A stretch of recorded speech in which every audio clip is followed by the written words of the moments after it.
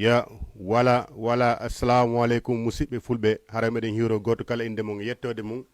ara hande kadi min hewti ka o chaîne mawɗo molnaɗo ɗo wiyeteɗo jama fulɓe jama tv nelduɗen honnu émission kadi mawɗo molnaɗo wiyeteɗo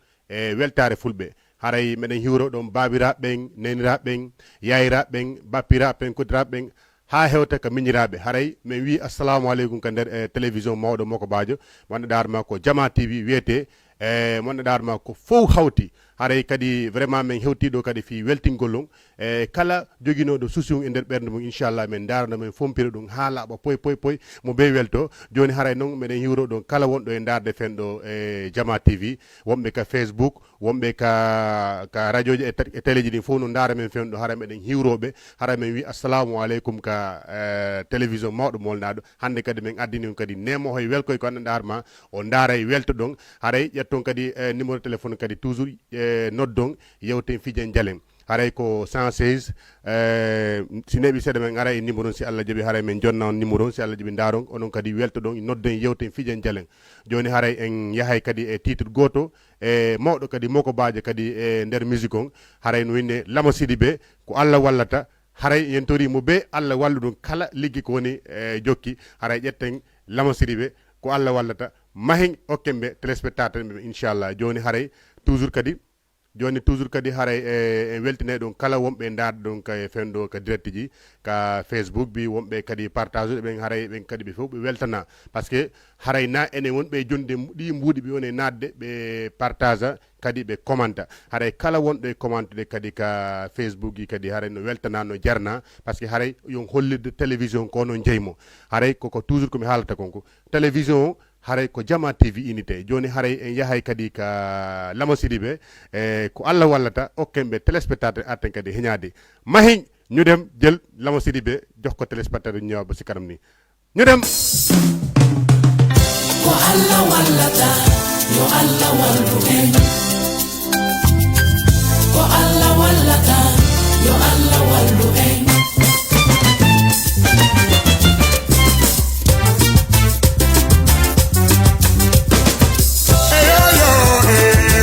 Di fala tola la marana alla go wallo alla walla yenne ko alla walla da bai go gango va boto alla walla yen bai go gango va boto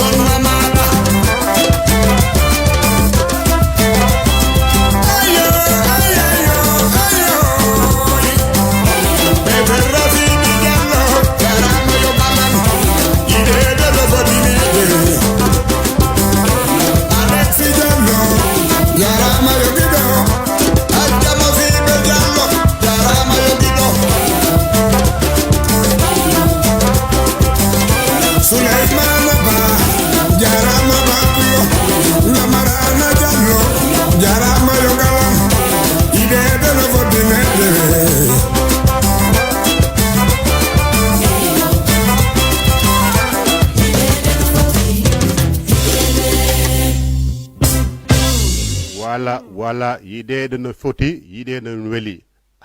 ala ko mo ala mo welata nu yiɗede haray mo kala no faala yiɗede mo kala no faala teddinede mo kala no faala tambitede haray ko o inite lamasidi ɓe haray kankadi vraiment ko mawɗo makko bajo molanaɗo e nder musique guiné on kadi haray koyen wattan hiila e mabɓe kadi par ce que sukuɓe ɗo fof kadi haray vraiment ɓe ari ɓe lewi ɓe remi loore mabɓe nden ɓe labini hanki ko ɗum waɗi hande sukaɓe hande suusi ƴettugol micro no yima par ce que hanki ɓe kaninani hay fus donc haray ɓeɗo kadi c'est très important kadi haray si émission ji waɗi kamɓe kadi ɓe wattana hiila kamɓe doyen ɓe haray mo inne lamasidi ɓe ko Allah wallata haray meɗen tori kala wonɗo e darde fenɗo télévision Jama TV kala ko jogi kala ko nangi yo Allah wallumo yo Allah faabumo haaju makko yaara yesso donc haray on jettay kadi numéro téléphone on toujours noddon yewten fijen jalen ɓay on andi émission ko onon jeymo télévision ko onon jeymo na menen jeymo so himen innitirimo Jama TV ko par ce que mo kala no jogi hen geɓal so yimen ƴetti kadi émission men inni weltare fulɓe haray kala pulɗo wonɗo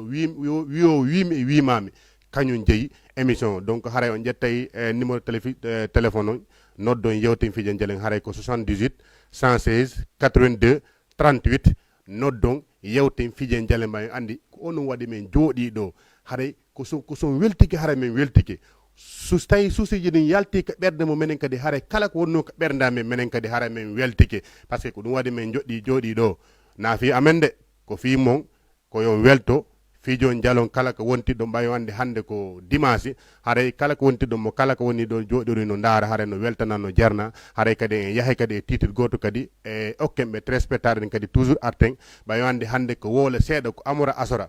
fi heɓa ka sora donc haray en aray kadi ke titre goto kadi e artiste goto kadi molanaɗo wiyeteɗo Alphajo Dara haray titre on no wiye comment dire ça Kalifou okkemɓe kala mon darma ɗo jooɗi no darde fen ɗo Jama TV haray mo kala kadi no tora kala Kalifou mo halpinaɗa wattana hiila e mum par ce que haray ɗum no teddi si goɗɗo hoolikema jonnima woodi ko halfinma haray ya dowamo marande moƴƴe dowamo teddinande ɗum ɗum ngal ɗo maral hara ñande o landima o haray anday ko honno jontidamo hara probléme waɗali donc haray ƴetten titre goto kadi Alphajo Dara Kalifou jonnen téléspectateur ɓen kadɓe kadi ɓe ara ɓe weltoro ɗum kadi arten donc dañuy jël benen clip tim Alphajo Dara Kalifou ñu jox ko téléspectateur ñu ñëwaat ba ci kanam ye Alphajo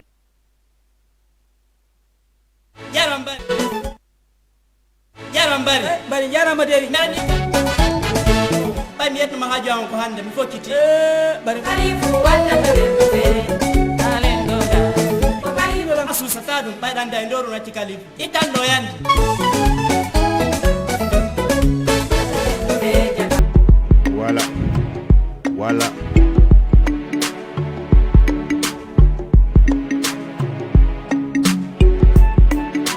voilà haray fenɗo kala wonɓe darde fenɗo Jama TV no weltana no jarna haray vraiment min ƴetti o morceau ɗo kadi min otti kala wonnoɓe darde kala wonɓe darde fenɗo Jama TV haray Alphajo Dara o Kalifou hokkamo ƴettemo weltoromo par ce que haray c'est très important kadi message wadde véhicule nder ton kadi c'est très important kadi wattano hiile mum par ce que haray bien sûr mélodie ji ɗin e harmonisation fof mum haray no moƴƴi pour jentogol kadi mais c'est très important kadi haray message ji ɗin ɗiɓe wadde nder ton kon kadi hay no landi kadi andon ko woni yimɓe nder ton kon quoi par ce que haray mo kala no andi Kalifou no teddi mo kala no andi halfine no teddi donc so tawi goɗɗo hoolikemo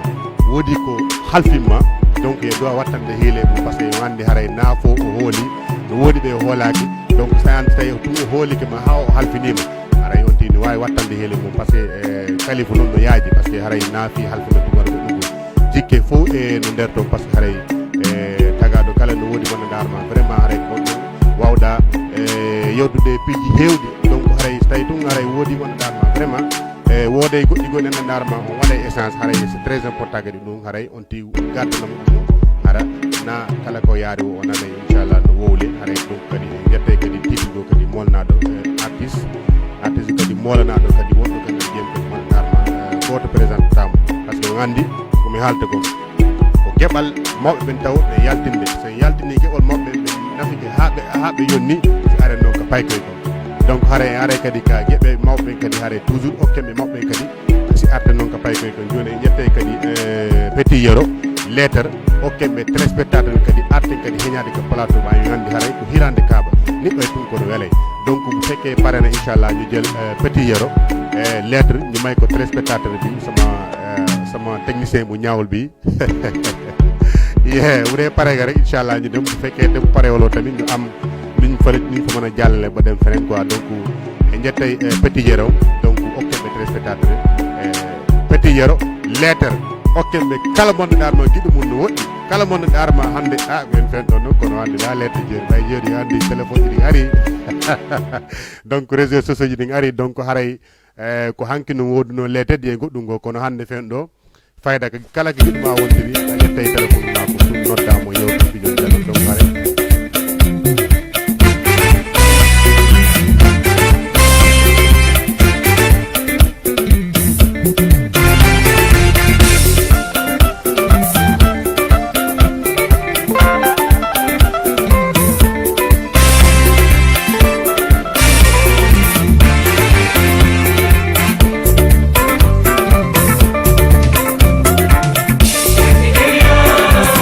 Yeah.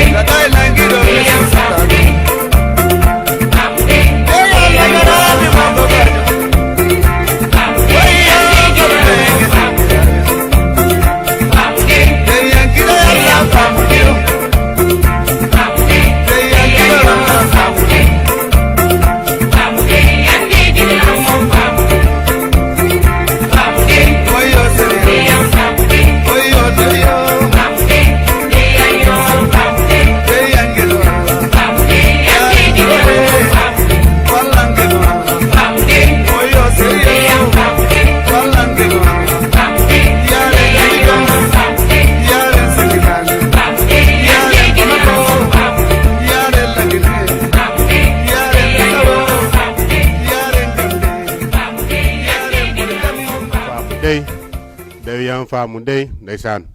wala on andi koy ɗo galle vraiment koye andintina men kadi ko ɓaawo ɗo nun ko feƴƴi haray kamɓe kadi ɓe weltanaɓe jarna foti ko seeɗa e ala e mum kamɓe inteɗo petit yero haray titrinoyne lettre haray vraiment haray kala monɗo ɗarma giɗo mum no woɗɗi ɗum seeɗa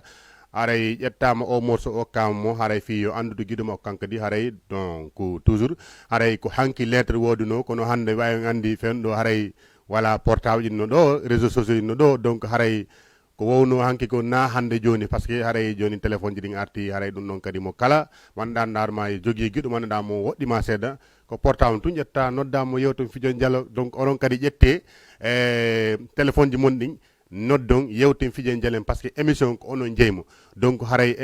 numéro téléphone on ko 78 116 82 38 116 82 38 waɗon 78 donc haray noddon yewten fijen jalen ɓa andi émission ko onon min ko onon waɗi meɗen jooɗiɗo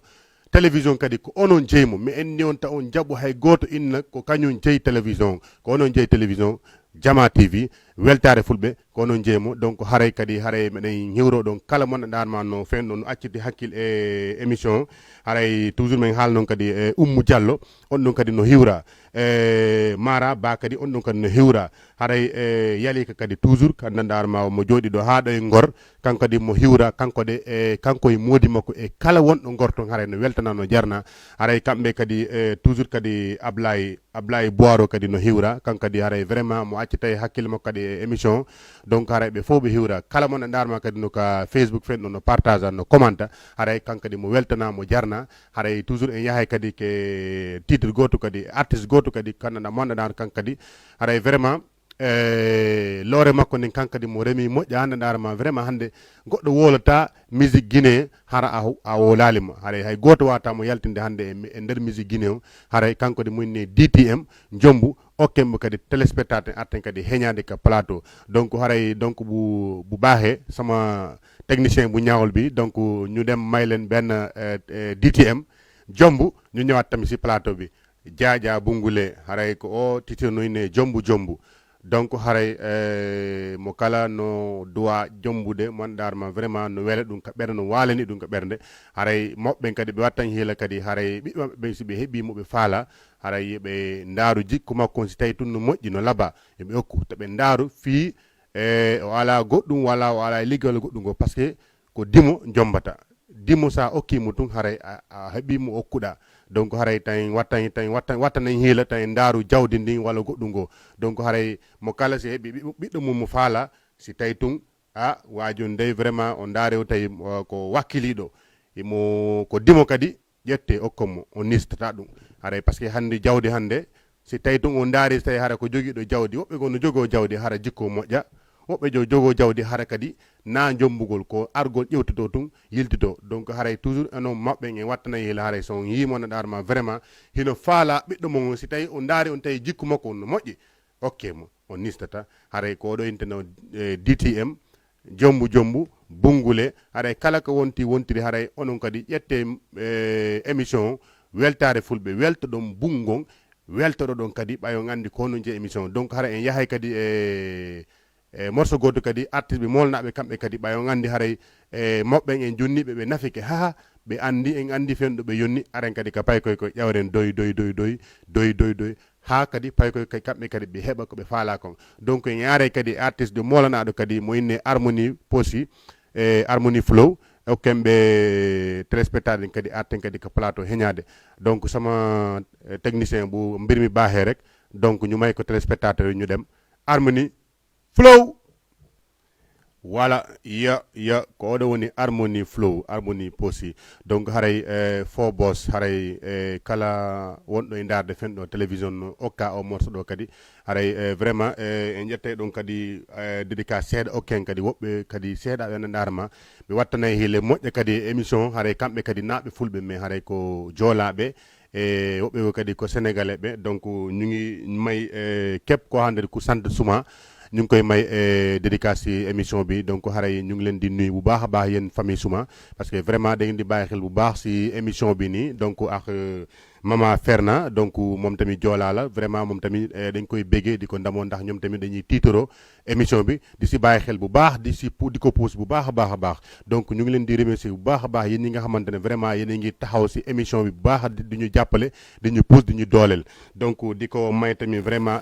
Père Koli moom tamit joolaa la donc ñu ngi koy béggee bu baax di ko ndamoo moom tamit donc xare donc dañuy dem delluwaat tuuti suñu yaa ma gën a xam voilà jooni artay kadi haray toujours kadi ko émission ɓawi andi haray vraiment no woodi woɓɓe ko kadi kamɓe kadi ɓe wattana hille moƴƴa e émission woni sénégalais ɓen bambara ɓen malien ɓe ɓen soso ɓen kamɓe kadi ɓe wattana hille moƴƴa kañum e émission ko ɗum waɗi enen kadi sen jooɗi koɗo il faut hiwroɗen ɓe par ce que ko weltare fulɓe inna kono si neeɓi seeɗa ɓe gandi sa renaka ɓe inne ko weltare jama par ce que weltare aduna par ce que haray aduna o fof no wattani hile émission kadi haray vraiment yahay kadi e morceau goto kadi arten kadi heñade ko téléspectateur ka plateau Habib Fata ko guiɗo donc okkemɓe kadi téléspectateur arten kadi heñade donc Bouba here ñu dem si Habib Fata ko guiɗo mahen ƴetten Habibou Fata ko guiɗo an on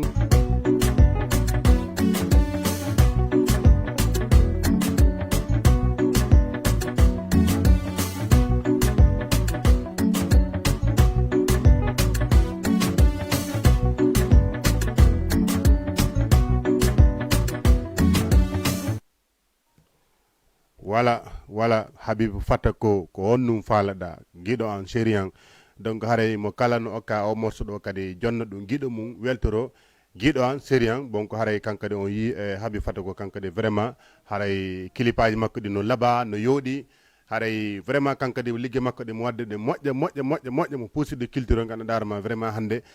kala clip mo ƴettuɗa hande clip Pullo Fouta teguɗa e yeeso woni hayso ko américain jo haray an pullo nga hersa donc haray ɗum ɗo vraiment ko ɗum ɗo woni golle ko ɗum ɗo woni avancement donc haray kamɓe kadi vraiment kala wonɗo ɗo e darde fenɗo e émission fenɗo kadi no weltana no jarna haray toujours komin haalanta kon numéro téléphone on sans ali hay fus ko 78 116 82 38 haray noddon yewten fijen jalen ɓay haray neɓata kadi haray hemin hewti ka waynodiren kono nodde yewten fijen jalon lanɗo ɗum ko faala ɗon kon min okkan ɗum ɓay haare ko onon joɗɗini men ɗo ko fi faale mo faaleji monɗin kala ko andan darma vraiment ɗum ɗum so daari on tawi no welti noon ɓerde so noddi men o haalni men inchallah min wattana hiile mum sallah jaɓi par ce que haare komi haalennen kon ko joɗɗini men ɗo wona faale amen menen joɗɗini men ɗo ko faale mon on kala so noddi kala ko andan darma yon faala so noddi tun on heɓa sallah jaɓi donc haare e ƴette kadi e morceau goto kadi e molanaɗo kadi haray okkemɓe kadi téléspectateur ɓay haray ko donc haray PABG Fanfaya Jombude okkemɓe téléspectateur kadi arten kadi ko plateau heñade donc Bouba he rek ñu may ko téléspectateur ñu jox leen PABG Fanfaya Jombude ñu dem Lawaki music PABG Fanfaya mi do yede e mo yede watti de mi jomba mo bala no ma Jombude ya araka sudu ko enen tundida wana do nene bibe haya mi wana do baba faibe maya nene jara makanano wa bigol force tage nene jara makanano wako di dangeli junga koyudo on satindo jajado salido wajado omo jabali andi tewi kum wadai tumella igongol force take mo force tunge bayni seyo igongol dole take mo doli tunya hay kababa edo hide e mo hide watti de mem mi jomba mo e mo hide ko mi hide aji de mem me wonti da e mo jogi ko mi hide aji de mem me jidoda mi do jogi ko hide bifodi ondo mi dankoto bifala no ma Jombude ko wona lonto nene bifala no ma Jombude ko wona lonto baba bifala no ma Jombude ko wona lonto yahirobe bifala no ma Jombude ko wallito lange sayo nyande woni nene ala ma nyande woni baba ala kono dalan wata miye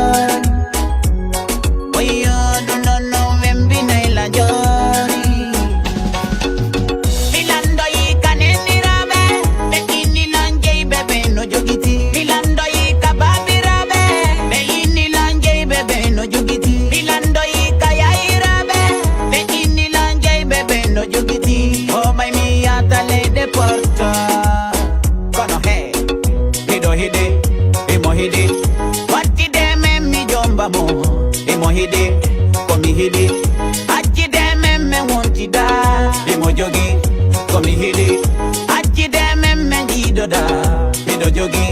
ko hidi di fodi ondo mi dankoto wala no majombude ya araka sudu ko enen tundida wana do nene bibe haya mi wana do baba paibe maya da yi PUBG fanfaya haray mi do fala mon jombude haha donc voilà donc toujours ko mi halan donc haray mobbe kadi be wattan hele foti kadi tabe hebu hakke kadi e bibbe mabbe men parce que haray toujours ko mi halta kon quoi jawdi wona fus si tay tu nge hebi bib mo dar mon yidi biddo mo sabi Allah nurado Muhammadu so are o inni mo fala mo jombude okkumo ta ndaru konnu ngo jogi ta ndaru ko jogaki parce que hande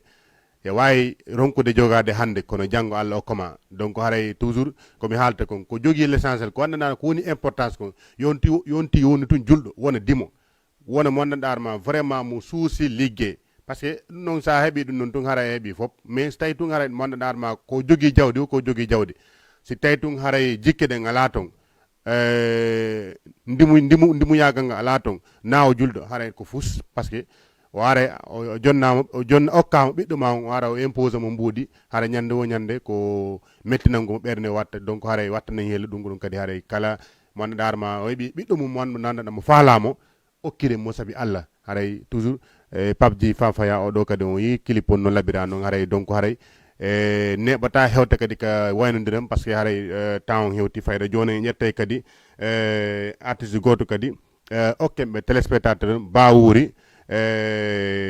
titre on hiɗi hajaka donc okkemɓe téléspectateur kadi arten heñade donc bu baaxe rek ñu may ko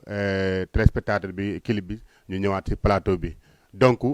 hiɗi hajaka mahin mi yiɗi mi hajaka ay minde so mi yiɗi mi hajaka de haray ko naafigi wolata ko waddoɓe wolta haray haajo ngalaɗo mi hajaka donc haray ko ɗo inte wuuri ba haray so mi yiɗi mi hajaka haray kanko de vraiment on yi clip on no labira noon o yi golle ɗen kadi no laaɓiri noon haray kamɓe kadi ɓe weltana foti ko seeɗa e laamu haray ɓe artiste ɓe kadi ɓe duwa wallitede ɓe tambite par ce que haray yaltingol vidéo no muusi yaltingol cassette no muusi windugol no muusi ɗo ya ande ɗum noon hande hawto an inna a yimay morceau gotum pour ya windu ko rewa lawol haray lakkere ƴaaride donc haray ko ɗo windete no wuuri ba so mi yiɗi mi hajaka donc haray en neɓata haray en hewti kadi ka waynodiren donc haray en ƴette kadi morceau goto kadi Sayfon Balde keso makkon jonneɓe kadi téléspectateur en kadi arten sen arti noon ka plateau noon haray hewti ka waynodiren ɓay haske ɓay gandi haray vraiment no woodi émission ji go kadi duwaɗi wadde donc haray en ƴettay Sayfon Balde okkemɓe téléspectateur en arten kadi ko plateau donc